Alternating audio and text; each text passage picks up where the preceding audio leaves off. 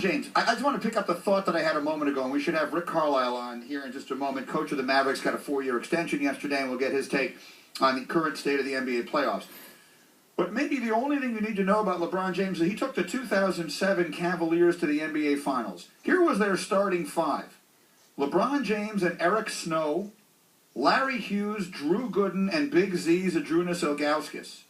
The rest of the roster included Shannon Brown, Daniel Boobie Gibson, Damon Jones, Dwayne Jones, Danielle Marshall, Ira Newble, Sasha Pavlovich, Scott Pollard, Anderson Varejao, and David Wesley. That was before Mo Williams got there. Right. They didn't even have Mo Williams at that time, and he isn't that good. No. So, I mean, he took this incredibly... To call this team mediocre would be an insult to mediocre. There are mediocre teams everywhere right now saying, you can't call this team mediocre. That's an insult to me.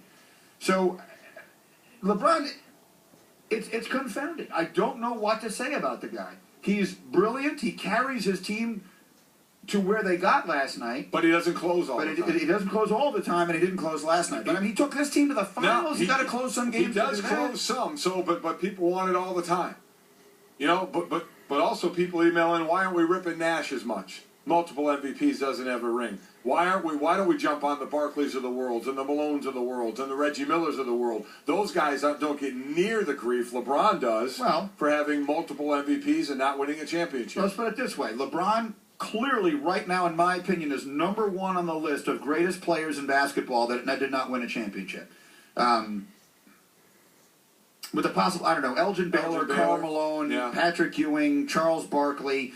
The thing about Barkley, Malone, let's take Baylor out of the conversation for a minute. No, you can put Baylor back in the conversation. Baylor's best years came at a time when Bill Russell and the Celtics were the greatest dynasty in the history of American professional sports. Malone, Barkley, and Ewing's greatest years all came when Michael Jordan was ruling the league. They all didn't win because of him. The one superstar who snuck in there and got his rings while Jordan went away to play baseball was Hakeem. Right. Olajuwon has 2 rings, both of them in the 2 years that Michael wasn't there. If Michael was there, going back to the old Chicago minimum 8-peat, my friend, Olajuwon probably doesn't have his rings. So I think we make excuses for them. You look at LeBron, he is so good and so transcendent. But those guys were good. Those guys were good enough to win multiple MVPs. But as you correctly pointed out earlier today, was Karl Malone ever the best player in the league? You know, even though when you win an MVP that supposedly says you're the best player in the league, I don't think anybody ever thought anybody other than Michael Jordan was the best player in the league. And he wasn't. Yeah. You know, and then as far as Nash is concerned, I'm not giving him any excuses, but he really never had a great team.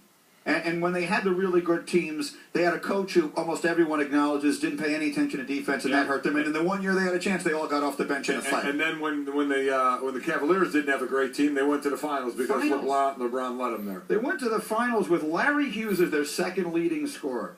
Their second leading scorer that year was Larry Hughes. So, I mean, no one was saying this stuff about LeBron then.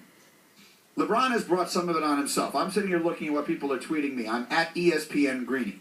And people are tweeting me, we didn't tell LeBron to say, I'm not going to win 1, not going to win 2, not going to win 3. We didn't name him King James.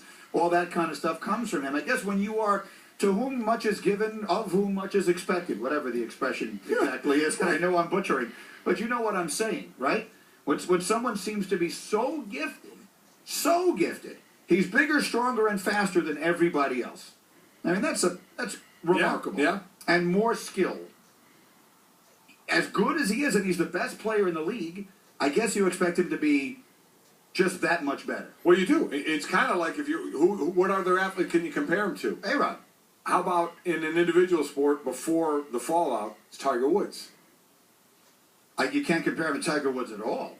Tiger Woods won 14 majors. LeBron hasn't won a title at all.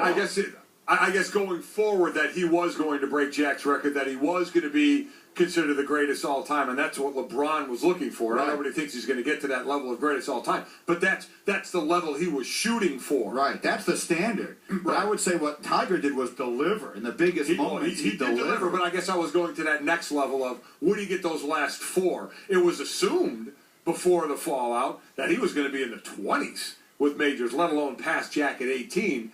So that was assumed. And I think there were those that thought that about LeBron. Oh, he's too good to not get his championship because, as we've talked about, in basketball, I think it's more on basketball players to win championships in other sports because they're out there all the time. Now we're having a little trouble getting a hold of Rick Carlisle, coach of the Mavericks.